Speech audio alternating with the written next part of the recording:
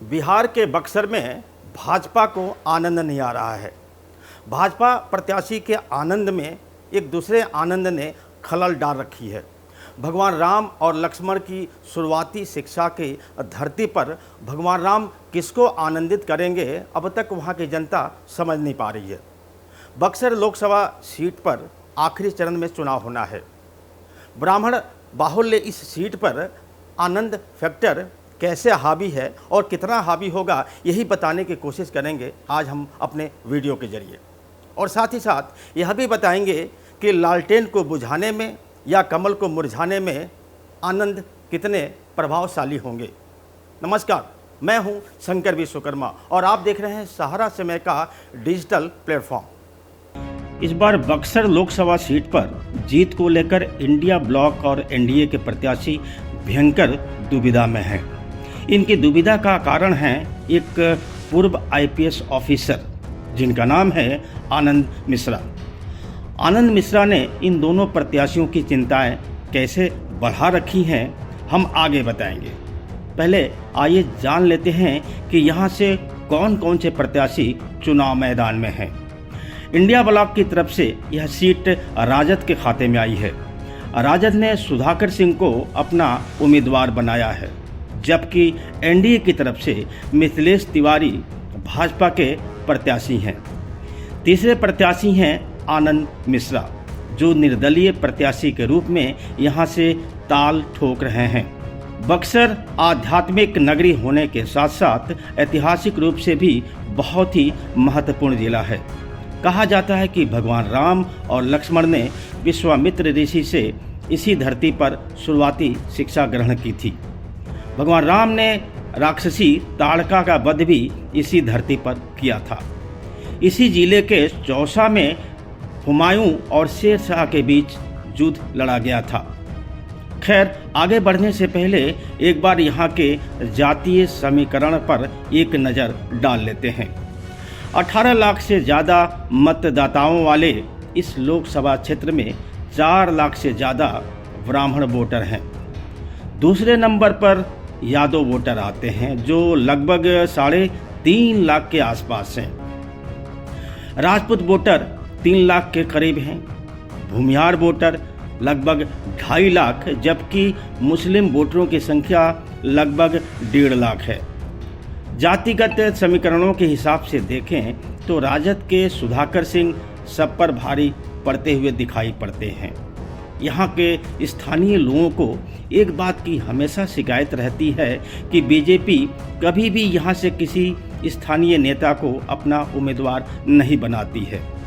2014 और 2019 लोकसभा चुनाव में भाजपा के प्रत्याशी अश्वनी चौबे को यहाँ से जीत मिली थी। अश्वनी चौबे भागलपुर के रहने वाले हैं।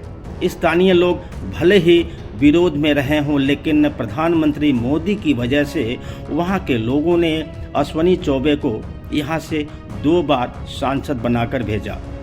इस बार स्थानीय लोगों को उम्मीद थी कि शायद बीजेपी किसी न किसी स्थानीय नेता को अपना उम्मीदवार घोषित करेगी, लेकिन उन्हें निराशा तब हुई जब एक बार फिर से भाजपा ने एक बाहरी नेता मिथिलेश तिवारी को अपना उम्मीदवार घोषित कर दिया।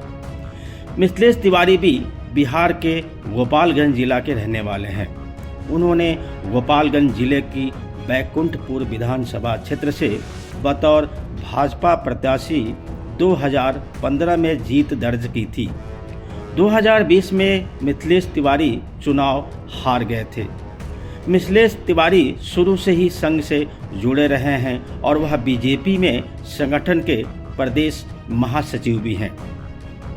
अब हमने जैसा कि ऊपर जिक्र किया था कि बक्सर में भाजपा को आनंद क्यों नहीं आ रहा है, तो उसकी सबसे बड़ी वजह है पूर्व आईपीएस अधिकारी आनंद मिश्रा। आनंद मिश्रा कैसे भाजपा का खेल बिगाड़ेंगे, हम आगे बताएंगे।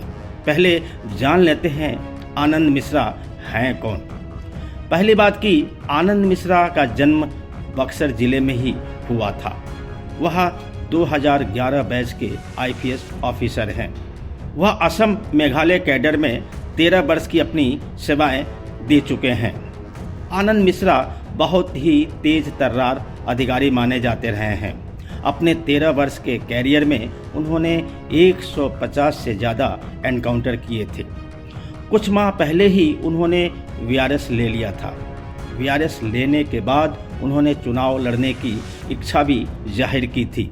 शायद उन्होंने स्पष्ट रूप से बता भी दिया था कि वह बक्सर से चुनाव लड़ना चाहते हैं। वह संघ और भाजपा नेताओं के संपर्क में भी रहे, लेकिन उन्हें भाजपा ने टिकट नहीं दिया। क्योंकि आनंद मिश्रा ने नौकरी से स्वैच्छिक रिटायरमेंट ले लिया था और समाज सेवा में जाने का मन बना लिया था, ऐसे में उन्होंने बक्सर जिले से चुनाव लड़ने का ऐलान कर दिया।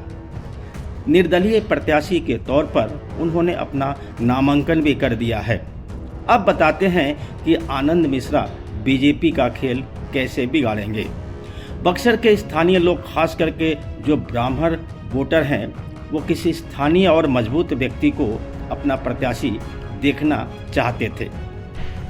ऐसे में ब्राह्मण मतदाताओं के लिए आनंद मिश्रा परफेक्ट प्रत्याशी हैं या हो सकते हैं। उनकी छवि बेदाग रही है। वीआरएस लेने के बाद से ही आनंद मिश्रा बक्सर में घूम घूम कर लोगों से मिलते रहे हैं। लोगों का उन्हें समर्थन भी खूब मिल रहा है।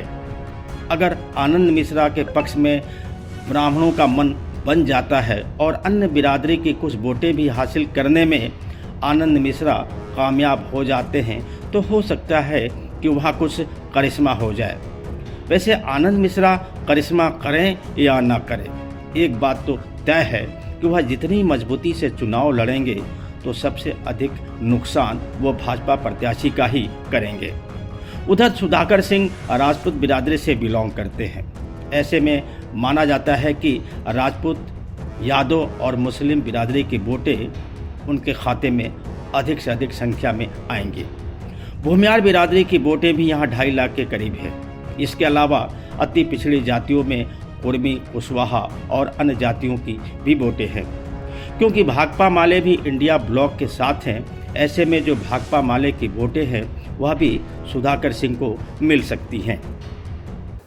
राजद के प्रत्याशी सुधाकर सिंह कागजों पर वैसे तो बहुत मजबूत दिखाई पड़ रहे हैं, लेकिन एनडीए के प्रत्याशी यानी भाजपा के प्रत्याशी और राजद के प्रत्याशी के बीच आनंद मिश्रा बड़ी ही मजबूती से अपनी उपस्थिति दर्ज करा रहे हैं।